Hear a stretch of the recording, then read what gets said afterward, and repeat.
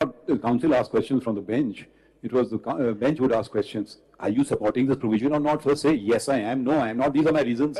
My lord, I have a reservation on this. You may have reservations. Tell us what's unconstitutional about it. Then let me explain it to them, because if I start explaining it as it will take your time. But I will say this thing, that this section 5 should have also, this right of appeal should also have been given in section 2.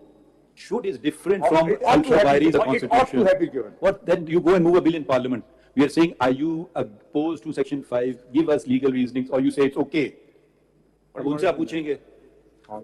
You have done this. ये नहीं, आप जवाब दीजिए ना. आपकी petition line. This is not fair. To make it more simple, you don't want your client to have a right of appeal. No, sir, I first say it's unconstitutional. It's constitutional. You're not saying anything. You just. यहाँ कोई discussion होता है. Sorry, not on. This is your job in office. My lord, may I say this thing that we divided the. Please answer the question: is this constitutional or unconstitutional? It is unconstitutional. I can't hear you. Varies तो बताइए ना, varies क्या है? Hey, unconstitutional आपके ज़हन में और नहीं है? Unconstitutional. Well, it's my personal opinion is this, sir, that this section 5 goes beyond the powers which were there with the parliament. So now formulate a contention on that. Please formulate a contention. For the simple reason, my lord, if an appeal is to be provided, it's a substantive right. There has to be a constitutional amendment to provide an appeal under section 184(3). Okay. And this appeal through this act, an ordinary law, cannot provide. I can't seem to reconcile your, which I appear to me to be contradictory submissions. Please let me finish. Please let me finish. Yes, ma'am. On the one hand, you are saying, where will I go? Where will I go? Here, the parliament has given you a right. You say it's unconstitutional. So please don't make contradictory contentions. I'm only saying this thing, that it's a good thing that the right to appeal will be given, but the manner in which it has been given. Please, I'm saying this thing, that this the right of appeal given in this manner by an ordinary law. We will not strike it down because of manner. You have to show us ultra vires the constitution. It is unconstitutional, sir. But saying so, no argument. Our argument is this, that 184(3) is a substantive provision of the constitution. If you are happy with no appeal. Well, if a right of appeal has to be given, there has to be a constitutional amendment. Okay, point taken. Move ahead. I just have a question to you with regard to section 5 from what you have just said. Kindly read it again.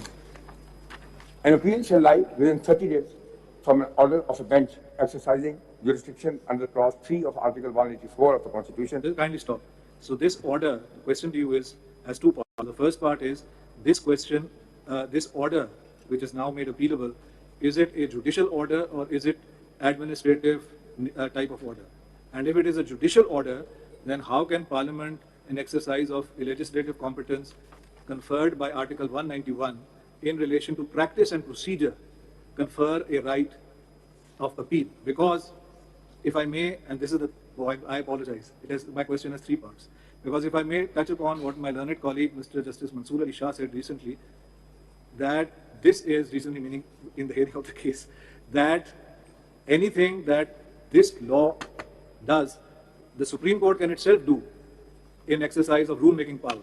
Question therefore is, can Supreme Court confer a right of appeal in exercise of rule-making power against a judicial order under 184(3)? If the answer is no, then it seems to me logically that Parliament also can't do it, because the two things are parallel. Therefore, question, is it therefore unconstitutional? Unconstitutional. You don't have to give an answer. If a right to appeal had to be given through an amendment. Yes, next is right to appoint. आप चाहें आप हमें लिखकर तहरीरी तौर पे भी जवाब दे दीजिएगा, ठीक है? अगर आप आगे अपना आर्गुमेंट चलाते रहें, जी आगे बढ़ते हैं। चेक को पढ़िए, check. Right to appoint counsel of choice for filing a review application under Article 188 of the Constitution. A party shall have the right to appoint counsel of its choice. I personally don't object. Personally की बात कोई नहीं है। I'm not objecting to this because I feel that okay, it's okay. Chaliye, let's get on with it. Section 6 is okay. Okay. Application for fixation of urgent matters, application pleading urgency or seeking interim relief filed in a cause, appeal or matter shall be fixed for it. My objection on this is again that this is a function of the Supreme Court itself. Because this relates to please tell us, is it ultra vires the Constitution? It's ultra vires. Thank you. I just have a question to you on this, on section 7. Now, section 7 really relates to what is regarded as the nitty-gritty of procedural law. I mean, this is really going, say, in a civil court, into the very depths of CPC, or the way we in the Sindh High Court have original side into the Sindh Chief Court Rules original side. The question, therefore, is this: the legislative competence under Article 191, if it allows Parliament to go into so much depth into the very nitty-gritty of procedure of the court, then surely Parliament has an untrammeled power to regulate the court itself. The power to regulate, if I may adapt, is the power to destroy. Does this not effectively destroy the independence of the judiciary? This was my very first point which I said, that the functions of the Supreme Court have been virtually been taken over. Is this not contrary to the fundamental principle of the Constitution, trichotomy of powers? So where the legislative organ is intruding upon the nitty-gritty and the procedural aspects which have specifically been left to the Supreme Court under Article 191, is it not an intrusion in the boundaries created by the trichotomy of powers? That is why I say 7 is ultra-wise. Isme Khwaja Sahab, Yes, sir. I think there's a very crucial and important question. The jurisprudence of this court, developed till today, has only looked at one aspect of independence of judiciary, that is freedom from external factors. But there are two other extremely or probably more important factors that affect independence of judiciary, and that is internal independence and institutional independence. What the Parliament appears to be looking at is the aspect of internal and institutional independence, where probably in the perception of the public or the Parliament, those powers exercised over the years by the Chief Justice under the rules, they actually eroded the internal and institutional. To put the power in the hands of Parliament? Would that not violate separation of powers? Yeah, Tomorrow, what is there to prevent, and this is a question to you, what is there to prevent Parliament from making a so-called law relating to practice and procedure and provide the federal government is hereby conferred powers to make rules and, for the practice and procedure of the court? There is no end to it.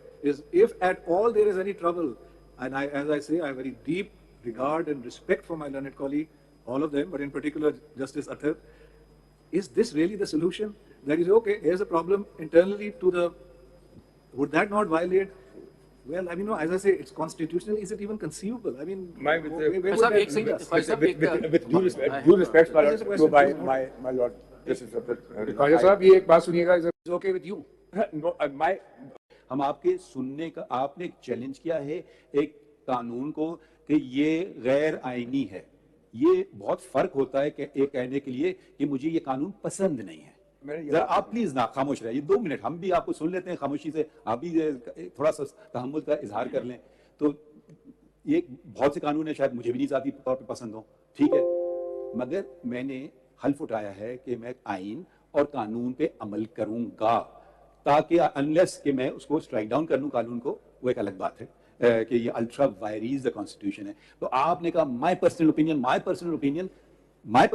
Doesn't matter, तो आपकी भी personal opinion की कोई हैसियत नहीं है। आपको आईनी जवाब हर चीज का देना है कि ये इस शिक, आपने एक बहस में एक आर्टिकल आइन का आपने रेफर नहीं किया कि ये किस आर्टिकल के तसादुम में है। दूसरी बात आपने जो बिल्कुल नजरअंदाज कर रखी है, ये हमने स्यूमोटो केस नहीं लिया। अगर हमारे हकूक पे इतना जबरदस्त वार पार्लियामेंट ने किया होता तो हमने बहुत सारे केसेस में हमने खुद भी उठा लिए केसेस को। ये तो आप हमारे तरह से वो डिफेंडर के तौर पे रूनुमा हुए हैं और कहा ये जंग मेरी है, ठीक है। ये सिर्फ प्रोसीजर मैटर, इसमें किसी की राइट गायब नहीं हो रही, किसी की राइट, एक राइट कन्फर हो रही है, किसी की राइट छीनी नहीं जा रही है। तो बराए करम आर्टिकल 184(3) के दायरे में रहकर आपने, जिसका आपने एक लफ्ज नहीं जिक्र किया है, वो कहता है any matter of public importance. चलें जी, पब्लिक इंपॉर्टेंस तो एक वो है डिबेटेबल क्वेश्चन, हम ये कहूँगा, आप कहेंगे वो है, मगर for the enforcement of fundamental rights, ठीक है, ये इसके प्रियम्बल में उन्होंने फंडामेंटल राइट्स का तस्करा कर दिया।